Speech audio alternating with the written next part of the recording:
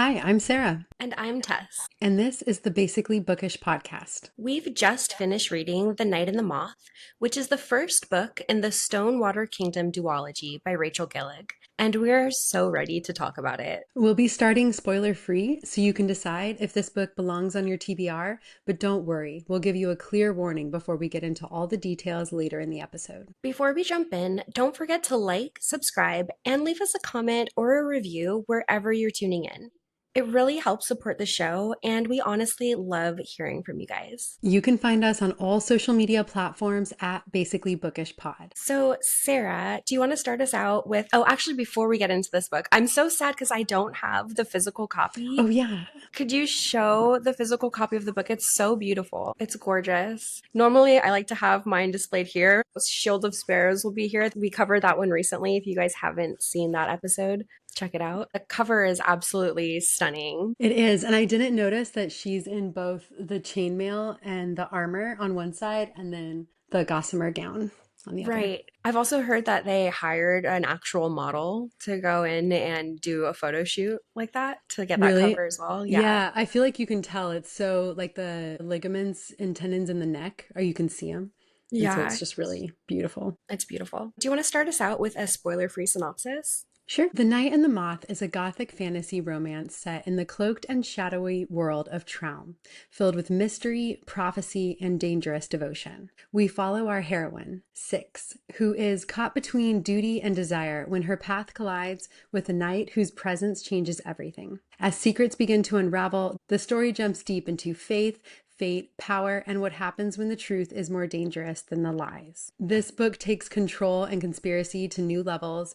It made me reevaluate the power of how dreams and the subconscious motivates me. Yeah, absolutely. Hold on one second. Let me grab my blanket. I always use this one when we record. I love that you always have a blanket and like a nice drink. Yeah, and one of the things that comes up throughout the book is this never trust anything written in rhyme. And it's so interesting because this is Rachel Gillig who wrote nearly all of One Dark Window in a rhyming pattern. And so I just really liked that juxtaposition, how she was poking fun at that book. Absolutely. Do you want to start out with our star ratings and why? Absolutely, yes. Now, this is my kind of book. I gave it 5 stars. I loved it. This book is as delicately written as the fine gossamer that covers the diviners' faces. The detail is incredible.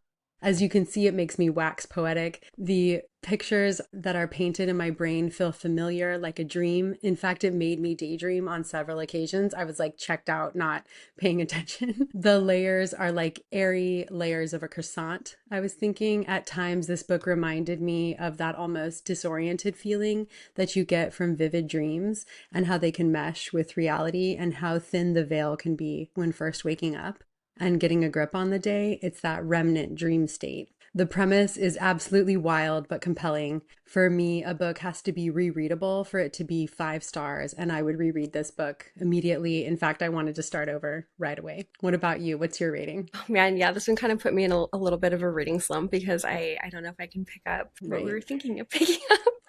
Right. I'm also giving this one a 5-star rating. In my opinion, it is really, I know. I think this is stars our for both of us. first 5-star of the year, I'm pretty sure. I know. I'm so excited. And I'm not surprised because we loved One Dark Window so much, that duology. But I've got a lot to say about this one. So Yeah, go ahead. in my opinion, this is really romantasy done right. So for me, the idea of the genre of romantasy feels really exciting because in a perfect world, it blends the expansive world building, the high stakes nature, and quest vibes from classic fantasy, but it ties in a romance through line that is crucial to the plot in a way that adds emotional depths and stake that can be incredibly powerful. However, with the popularity of the genre, I find that sometimes the writing falls flat and the tropes are applied too heavily, and specific things seem to only happen in the plot so that the book can be advertised with specific keywords.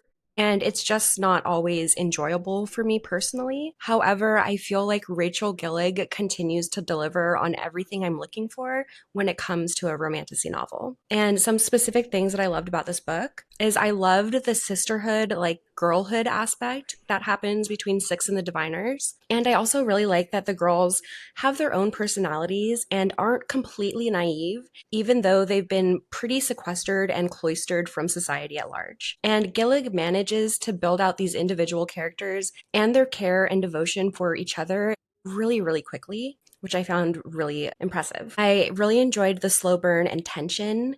I really understood why these characters don't like each other at first. It's more than I'm not supposed to like him or my friends told me to stay away. She really thinks that she is better than him, and he knows it. And he thinks that everything that she stands for is BS. And yet, the lingering And yet. glances, the banter, Hmm. the friendly side characters and the found family are wonderful. Obviously, we've our Gargoyle, who everyone loves. Bartholomew is this comedic relief, and my pattern recognition does see a little bit of nightmare in him. But I do think that Rachel does found family so well, and the dialogue between them feels so full of inside knowledge and shared understanding. The setting is Chef's Kiss. The Hmm. tone is haunting and beautiful, and to wax poetic myself, like think Ophelia with the water lilies, gossamer gowns and flowing hair dancing in the moonlight, chainmail and candlelight, stained glass windows, and putrid spring water that reeks of rotting flowers.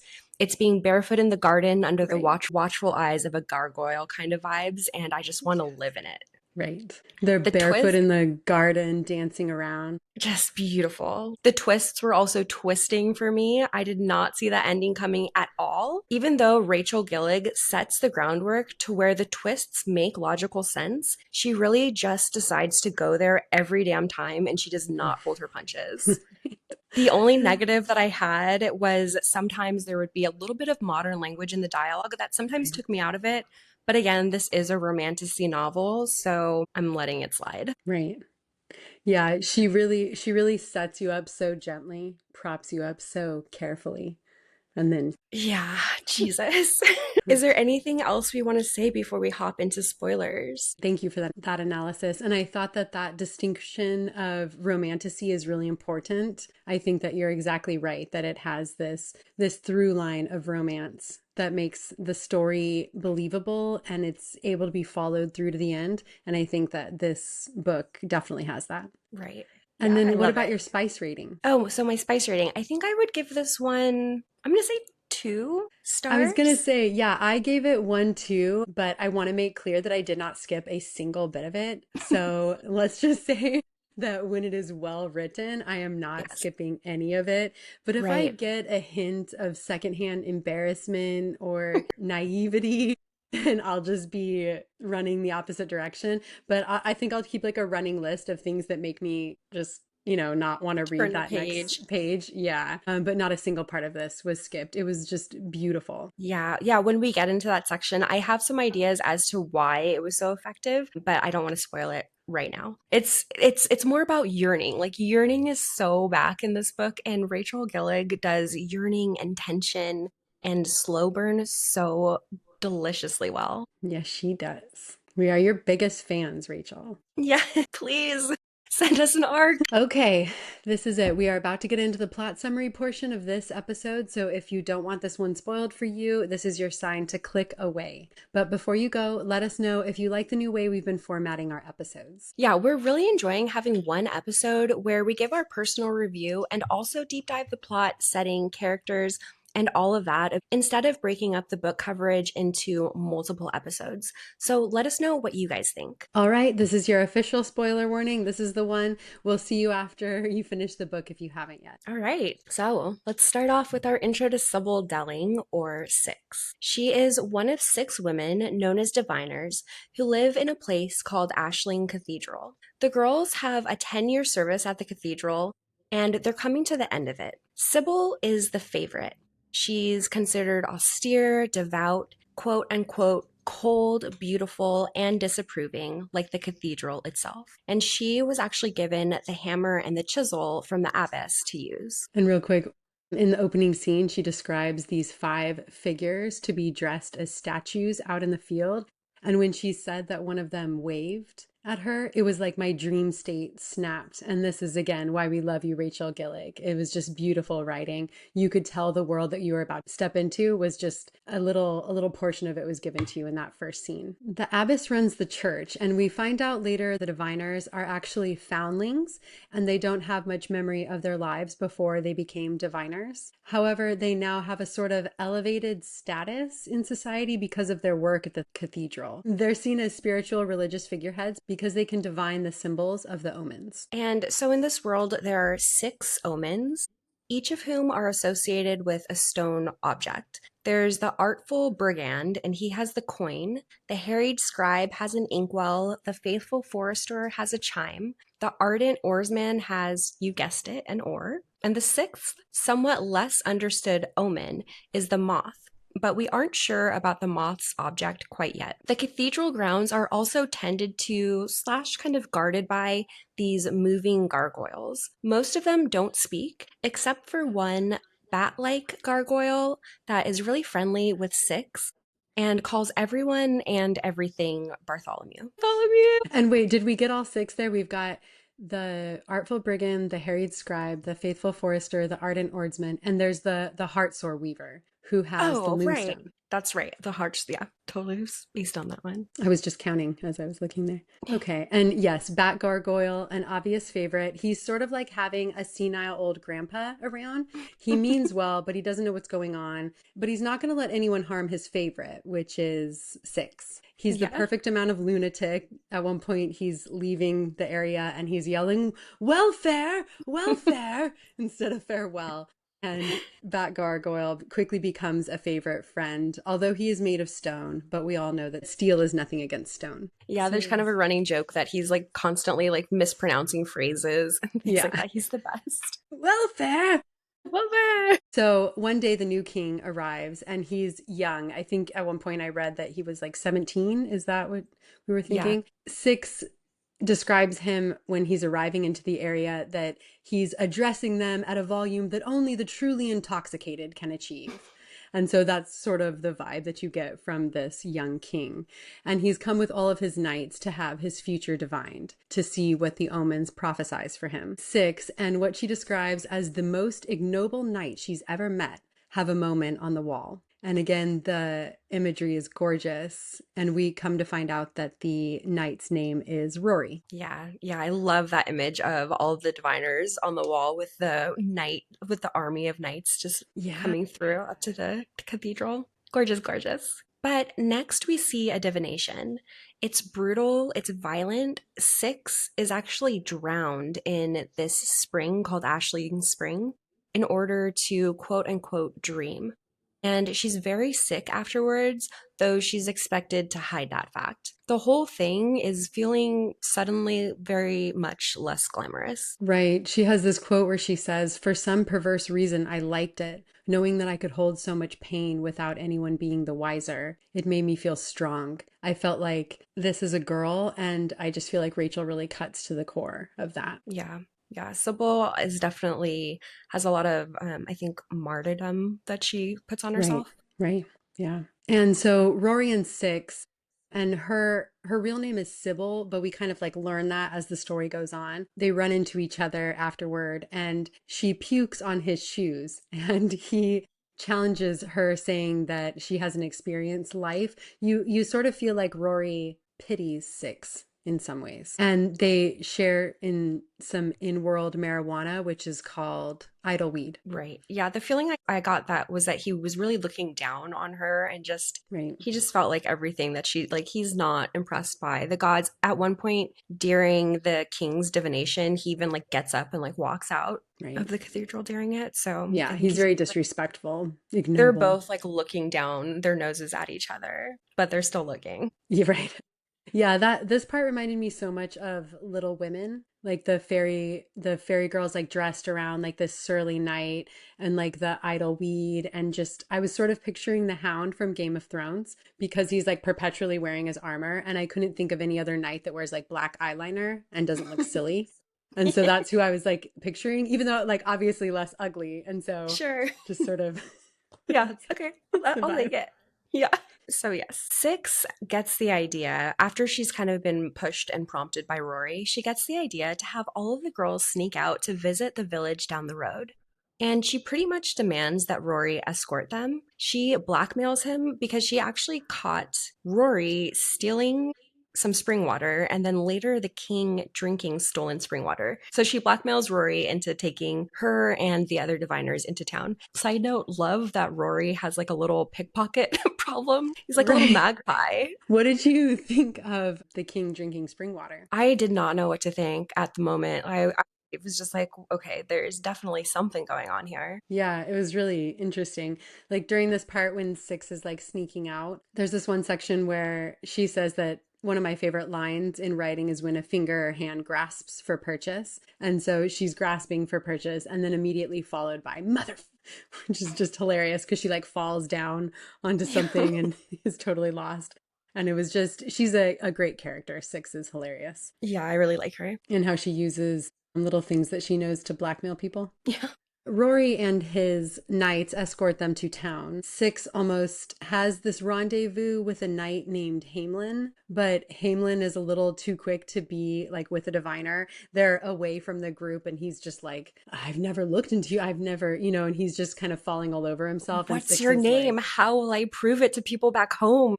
and she's like, prove it to, okay, we're done. And so she's just done with him. And so she quickly leaves him. And he actually tries to take off her shroud at one point. And we find that Six is really against that. She does not want her shroud removed at any point. Yes, and I don't know if we mentioned it yet, but all of the diviners and the abbess all wear shrouds so people can't see their eyes. And during their time of service at Ashling Cathedral, they're not permitted to look at their eyes. Yeah, with Hamelin, I was just like picturing pimples the whole Sure. time. He's just like coming at her. And I'm like, oh. I mean, I was imagining, someone that was at least like pretty attractive for her to kind of be interested to begin with, but then just like the second a man opens his mouth sometimes, that's a wrap. Yeah, there's this one point where I think he says to her, your condescension is perfected like that of someone old to Six. And I think that Yeah. it's not doing They're it for just her. not jiving. Yeah, It's it's not not, doing no, the banter's not there. it. So even though Six and Hamlin don't hook up, Rory kind of does have this idea that they did in the back of his mind.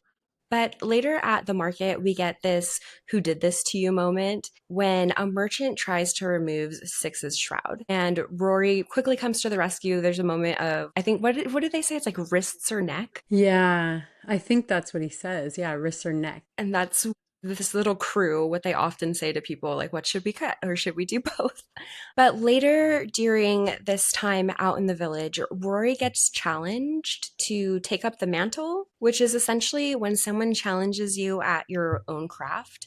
And because Rory is a knight and he's very strong, they're going to see if they can get three of the diviners to be able to tackle Rory to the ground to get him to like lose his balance. One of the girls kisses Rory, and All's fair. yes, I think that's four because she's often described as like the first one out the gate, the first Right. one naked in the swimming pool, just the free spirit of the group. But Six does end up toppling Rory. She just kind of barrels into him.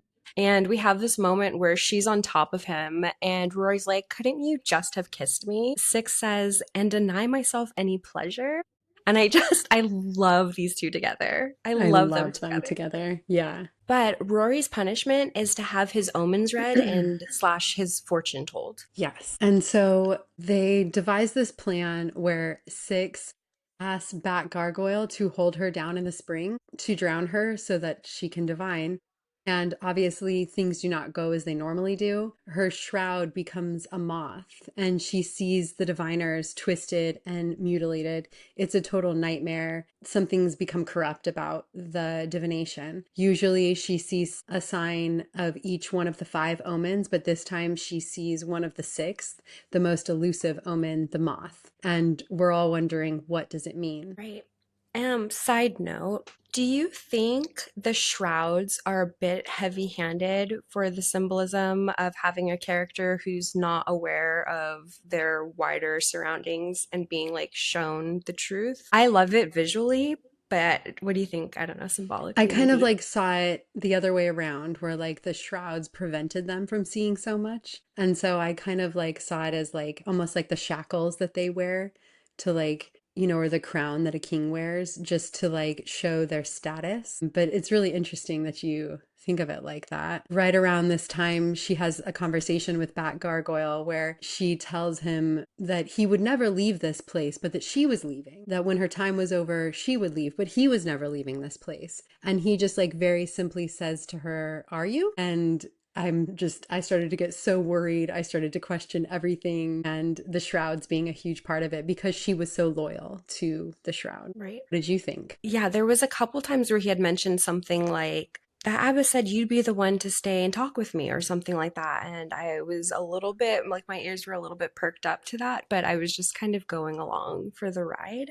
I Right. did have some of this book spoiled to me, but I don't even know. I'd have to read the summary again. I think the synopsis on the book talks about the diviners going missing, so we know that going into the story. And I did know that, but so I don't know. I just didn't know what to think, I think, at this point, you know? Right. Yeah. I Big had a mystery. feeling that there was something more, obviously, that we weren't seeing. And I had a feeling that probably something bad was going to happen to the diviners, but I had no idea. Like the depths that this woman takes us to is Right. astounding.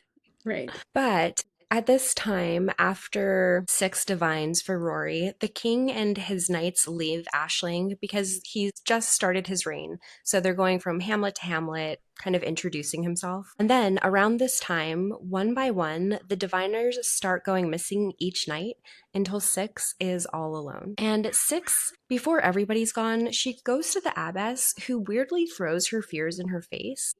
And then one night, Six actually sneaks out to go and search for the king to try to get help to find her missing sisters. At some point, one of the last diviners decides to take her shroud off, and she has this really negative reaction to it, to her appearance, gasping and asking what has been done to us. So Six decides she does not want to know what's underneath the shroud, that is a problem for another day. And around this time, there's this quote where she says, "My worth was written by the rules I followed." And there's so much of that going on within Six's life. The relationship between the abbess and Six is such that she keeps reiterating to Six that she needs to uphold the rules and what the abbess has taught her is Right. correct. And Yeah, that's, a common trope. and their relationship is also very transactional. Everything that Six is in service to the abbess and the cathedral, and she's given pretty much nothing. We learn that the only thing that these diviners are given is shelter and food. They don't Their even have shroud. shoes and a Yeah. shroud. They don't have shoes on their feet. They don't really have any skills to prepare them for life out into the real world after their time at the chapel. I think that that's mirrored later when Sybil is finding comfort in this found family with Maud and Rory and Benji. And Maud is even making comments like, "Hey, I mean what I say, and if I want to insult you, you're gonna know it, you know." And there's like a line where she's like, "What is that in her eyes? Oh, it's kindness." She's Right. just never known anything but her worth being tied to what she can provide. Right. I wrote, "Oh, Six, you break my heart, but only because these are my younger thoughts." Right. Yeah. So the king is away, but he sends Rory to check in on the diviners. Rory breaks into their room in a way that makes it seem like he can walk through walls. Right. And in this moment, I was like, is Rory somehow responsible for the girls going missing? Right. Yeah. I was like, everybody was a suspect there. When one was going missing at night, I was like, everyone. And we find out, surprised, that Rory has a physical item of the gods. It's the coin from the Artful Brigand. And on one side of the coin, the user can disappear and walk through physical objects. That's the smooth side. And the rough side of the coin can make objects explode. You can just like go right through them and that object explodes. So it seems very dicey to have something like that. That's just the flip of a coin. The difference between going through something and exploding. Right. But And that's fun. yeah, the coin reminded me a lot of the knife in his Dark Materials, the way that they almost play with it and they sort Mhm. of like learn to use it. Six learns to use it by them playing a game, which is super scary. Right, absolutely. But we are officially off on a quest. We're fleeing the creepy abbess and the unfeeling gargoyles, except for our friend Bartholomew, who will be coming along for the adventure despite all of the humans' wishes. I have to And interrupt again one more time, sorry, but there's a part right here where Six tells the gargoyle, I need you to comport yourself. And the gargoyle says, I have no idea what that means. It sounds like something one does in a chamber pot. And yeah, Six replies back, that right there, that's not a normal thing to say. Absurdity will throw the entire conversation off course. And this is my plight when we discuss books, because don't say anything too zany for fear of throwing our conversation off course and then we can't remember what to say. So it was just cracking me up in that moment. absolutely. I love Bartholomew. Touching again on that found family that we really see in the stretch of chapters between Benji, who is about 17. And again, Benji is the king, but he allows everyone to call him Benji. And then we have Right. Maud, right? And then we have Maud, who's kind of the mother figure, and Rory. Were you going to say something about Yeah, I Benji? was going to say something about that Benji. There's something about the name, right? When the character was first introduced and we were getting to know them, it was just something about it being a little too familiar too quick. Like you were saying, there was a mismatch between the station and the behavior. It's such a believable character because, of course, he would be pompous and yet lovable, exactly as he should be. And so the character just seamlessly moved right into the story. Absolutely. Yeah, to me, he totally read as like a 17-year-old kid who's just Yeah. come into power and doesn't really know what to do. Yeah. And he's smart enough to have Rory on his side, you know? He surrounded himself with good people. These are the people that he's like grown to be his family, and they're a little unconventional. Yeah. At this point, I had no suspicion. Yeah. But Rory, Benji, and Maud let Six in on their plan to obtain the rest of the magical items. And they say that Six can come along with them to look for her missing diviners. So, kind of working parallel, but not exactly working towards the same goal. And in the back of her mind throughout the book, Six is kind of thinking, okay, that's great, but what is Benji going to do with all of this power once he has it? But again, that is a problem for another day because we need to go find our missing sisters. That's right. So we're off to find the rest of the 5 magical objects and also visit all of the different hamlets of this world. Yay. I love a quest. Yeah, me too. It was great. Once we had it all set out in front of us, we were doing, I was like, all right, and we've got ourselves a quest here. Yeah. First up, the scribe. They are here to take his inkwell from him, and he has some riddles to ask them in return. It's giving mini boss. Fun and chaotic, but also really creepy. At some point, he eats some of Six's hair and licks up her blood. And I just want to say there was like a 400% increase in the amount of licking blood than I thought there would be in this book. It was just not, I did not expect that at all. It was way more than I thought. Yeah.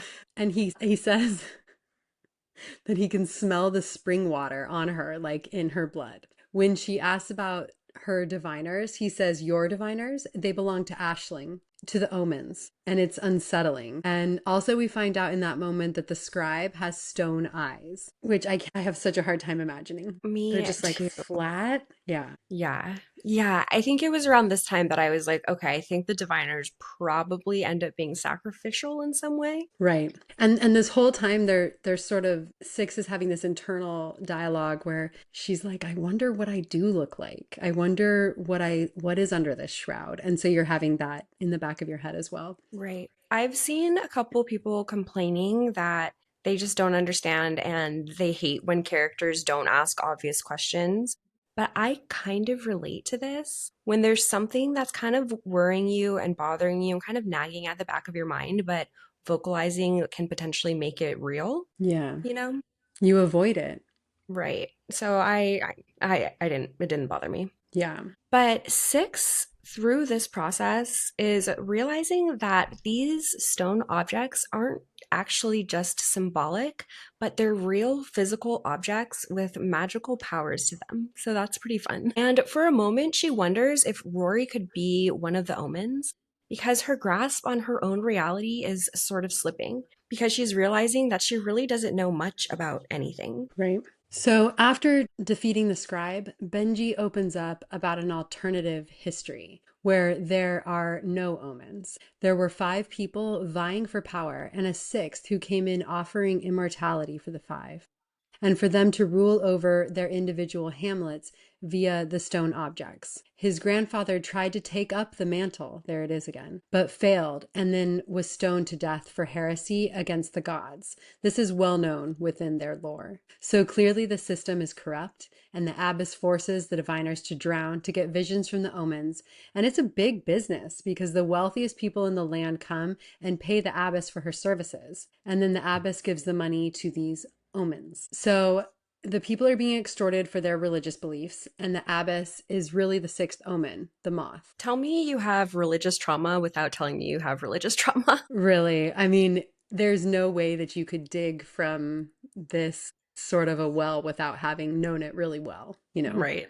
Yeah. And the way story is used and perpetuated, and even though, like, I love that the first lie is Bartholomew trying to tell his story, and he says that even the act of telling a story is somewhat telling a lie, isn't it? And how over time, the stories, even if they are based on lies, if they are lies, they're told over and over long enough to where they become the truth. Right. Like enough wrongs do make it right. Also, Rory is the one who killed the artful brigand, and that's how he has the coin. Makes sense. Right. Yeah. So I didn't love how we found that out. I didn't Right. love that we got like third person background about Rory and how he got brought up. I wish that that was a conversation had directly between those two characters because it does change Six's perspective of Rory. Right. Right. And it would have been better to have that one on one. Right. But I did like that at one point Rory comments like, "Oh, Benji's got loose lips," or like who Right. told you that? Right. Yeah, you get the feeling like Rory and Benji have known each other for a long time and been through quite a bit. Right. Also, Benji wants Six to come along with him to add validity to his reign because the people at large think that she's like a holy symbol. And again, this whole taking up the mantle is starting to change. You can hear how at first it was innocently presented, but then you find out that it was actually Benji's grandfather. Grandfather, yeah. Yeah, who has used that term before, and that term is actually seen as heretical, you know, is seen as heresy. And so you see how it suddenly becomes this like driving chant, and it quickly becomes like an evil phrase. Six learns that they lured the scribe out of hiding with a little jar of spring water and that was left out for him. Very Yeah. clever. Yes. And we haven't mentioned it yet, but in the background of the story, there's also all of these sprites, which are these magical creatures that can be really small, like flying fairy sprites, or as big as boulders or trees. And they're kind of seen as a nuisance at least, and they can be pretty dangerous because it seems like they're more or less starving because the things that they consume are resources that the individual hamlets need, and they're not sharing their resources with the sprites. So that's kind of brewing in the background.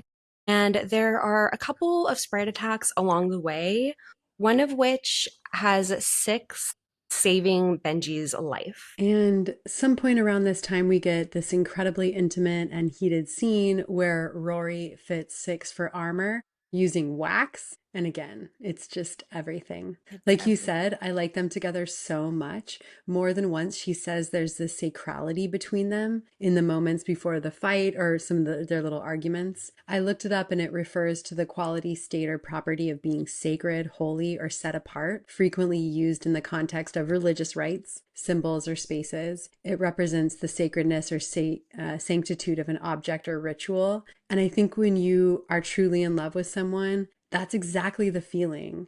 A certain sense of not just comfort, but more care and sensitivity. Some things become sacred.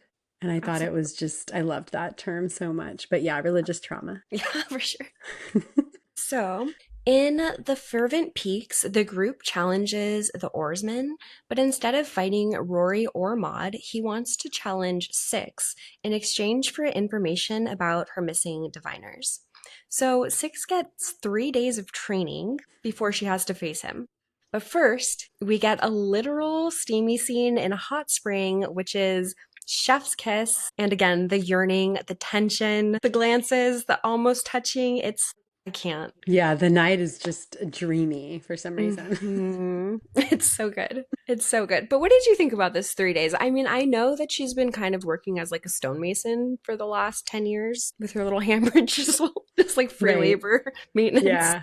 I also do really like that she's described several times as being physically strong. She's Right. not small and frail. She's not the smallest of the tiny girls. You know, she's physically strong. And I love that in a female main character. Right. Yeah, I just threw the logic out. I was like, 3 days. This is so fantasy based. Yeah. 72 Yes. hours on the eve of the third night, you shall return. And it was just very, again, even really kind of religious, to be honest. 3 days. Yeah, And just true. now that you mention it, there was a lot of religious symbolism throughout, just little things like that. But yeah, I just threw logic out. I was like, she's actually going to be a warrior at the end of this. So Right. I mean, forget about getting pants. She's getting a full suit of armor. right, yeah. And when she started swinging that hammer and using that chisel, go time. I Yep. was just ready to go. Yeah, I do love a hammer and chisel. It's so different. It's so unique. It's Right. not, we've had bows and arrows. Everybody's got a dagger. We love a sword, you know, and I love a dagger. Don't get me wrong. Yeah. But this was so unique. I loved it. With hammer, with chisel.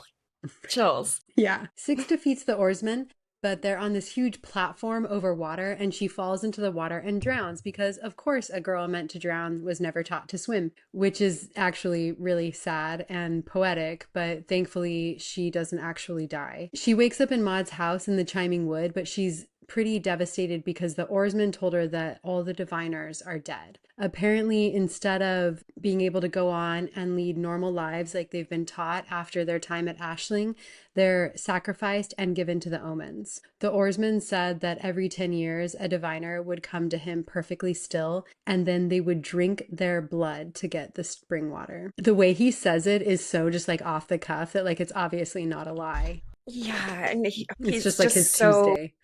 yeah, he's just like, I am a god. What is a god if not what Right. I am? You belong to me. You're gonna be dead. Like ugh, I hated it. I hated every minute of it. But Right. this does cause Six to get into an argument with Benji because she has the feeling that he may have known that the diviners were dead. And Benji confirms that he was suspicious, but he wasn't positive. So the corruption goes even deeper.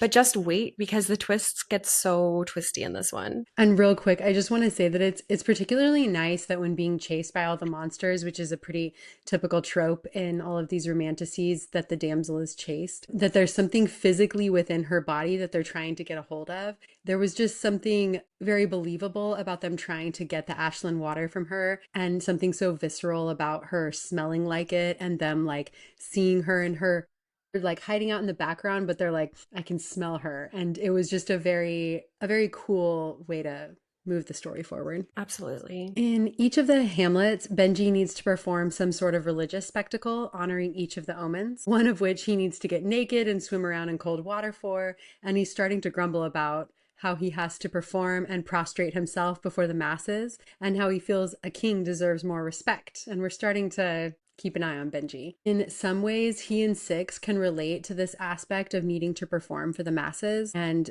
the distance that it causes. Rory and Six have another moment in the woods, and she ends up telling him her name, Sybil. At this point, she's really moving away from the identity that has been crafted for her at Ashling and really going through some self discovery. So, the faithful forester was actually killed years ago by Maud, but during this particular Hamlet ceremony, they use an object that Sybil realizes is the chime, and it's extremely disorienting.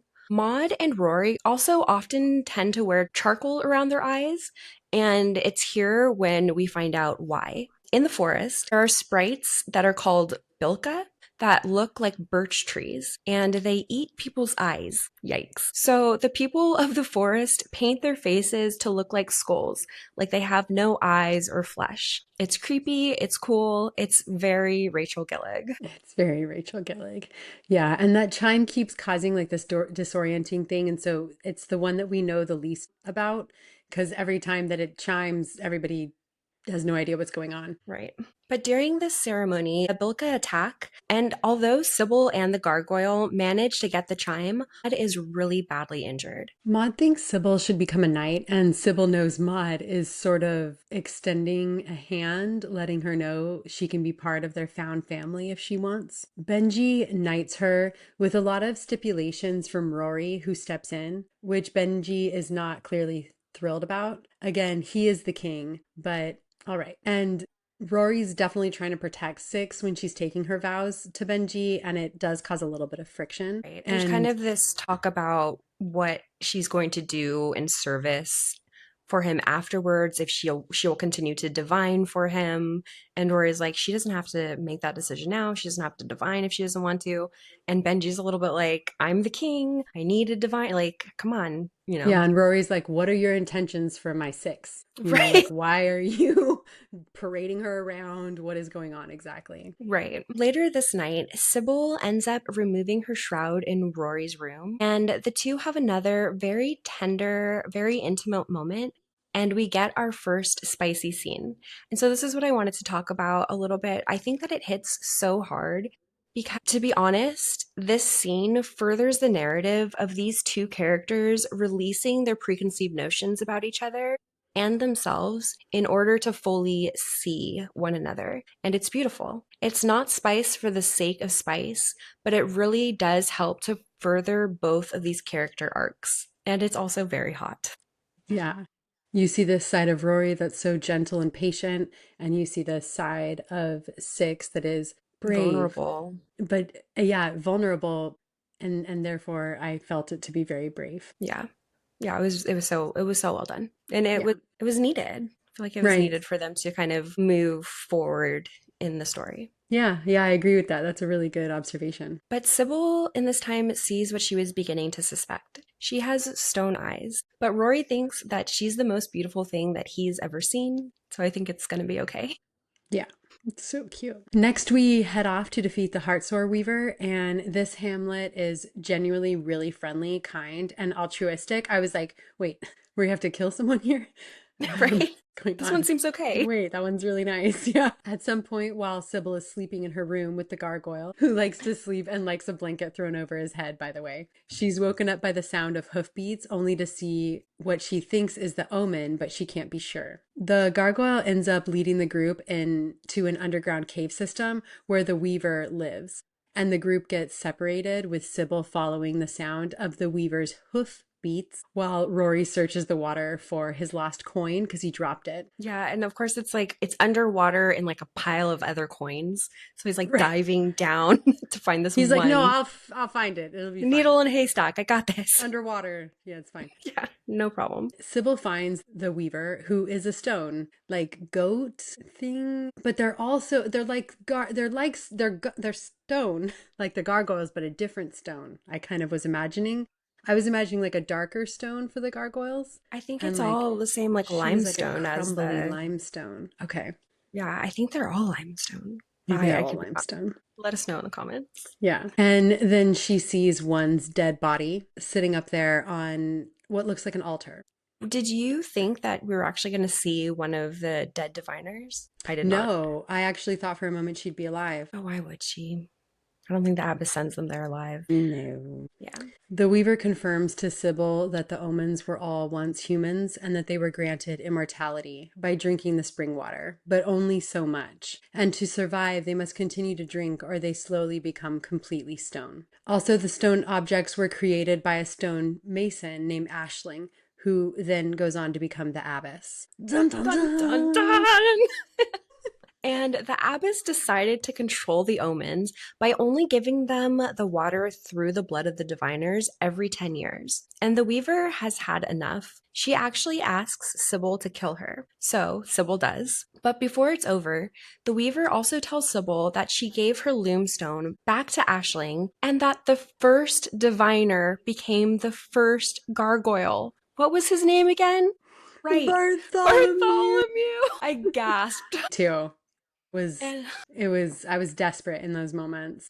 jeez, I knew his story was going to be sad, but I just did not expect this. But Bartholomew finally gets to tell his story, the one he's been trying to tell since page 1, because the girls had this habit of telling each other stories about what their lives were going to be like after Ashling to get them through their hard days. And I can't. But our friendly little not a pet gargoyle was the first diviner, and he watched the 5 people come and fight to the death, only for the abbess to revive them with the spring water and feed them lies, literally creating gods. She made Bartholomew drown in the spring, and the abbess herself creates the visions that the diviners see, so she can sway politics and society however she sees fit. Eventually, Bartholomew began to disobey, so she tried to kill him by locking him away and denying him spring water. But instead of dying, he slowly and painfully turned to stone. What is going on inside of that brain of yours, Rachel? You're killing me. Do you need a hug? Hug us. Hug us. Everyone come in. Come in. Right before the Heartsore Weaver dies, she looks at Sybil and she says, "You can never really go home." And Sybil looks back and says, "No, you cannot." And I just was like, are we sure we have to kill this one? It was so sad. But of course, as Bartholomew said, to tell a story is in some part to tell a lie. And she also says at this point about the bat gargoyle. He began to cry, and I did too. Oh, gargoyle, I used to think his sadness, his heavy emotion, such a futile thing, an irreconcilable flaw. Sadness had all the appearance of frailty. And yet. And then right as they are leaving, Sybil says to the gargoyle, "Are you troubled?" And bat gargoyle responds, "Often, and also rarely." And I thought that was such a good. I love that you pulled quotes because there's so many good ones from There this one. are. Yeah, I could just pull every other line could have been like that. So this also means that when the gargoyle held Sybil down that day that she divined for Rory, it was his vision that he was showing to her. And then to make everything worse, the abbess forced Bartholomew to find dead and dying girls for her every 10 years so that she could turn them into her new batch of diviners and start the entire process over again. Every single time, one diviner would be chosen as the favorite, given the hammer and chisel, and at the end of the 10 years, the favorite would be turned into a gargoyle, and the other 5 would be sacrificed and sent to the omens. The horror, the sadness, the rage that this lights within Sybil, she is ready to take down the abbess. And so are we. Yes. I mean, no wonder Bartholomew wants to have no memory and is completely illogical. This would drive me mad. But he's also the only one that can speak, and I feel like the reason he calls everything Bartholomew is so he wouldn't forget his own name. Oh, that's killer. Why'd you do that? Yeah. Oh, man. Poor baby. We are headed back to Ashling to raise some absolute hell, and the gang is all here. And at some point as well, I think this is before the hot spring scene, there's a moment where Sybil runs into Benji and he's talking to Hamelin. Remember that one knight that she almost hooked up with in the beginning of the book? And he's also talking with a couple other knights without Rory or Maud, which is really weird. And Benji tries to get Six to stay and talk with them, but she's got to go meet up with her knight. So keep that in the back of your mind. Something is brewing. Yeah, it was like one of those things where she's like on her way somewhere and then someone's like, "Oh," and she's like, "Oh, an X." And then she was like, she just like kept going. It was kind of, you could tell something was up. And as you were saying, something was up because all hell breaks loose at the cathedral. We discover the abbess is entirely stone, which is weird because we both figured she'd be drinking the water like regularly, so she shouldn't be entirely stone, but maybe it's been like a long time and she forgot.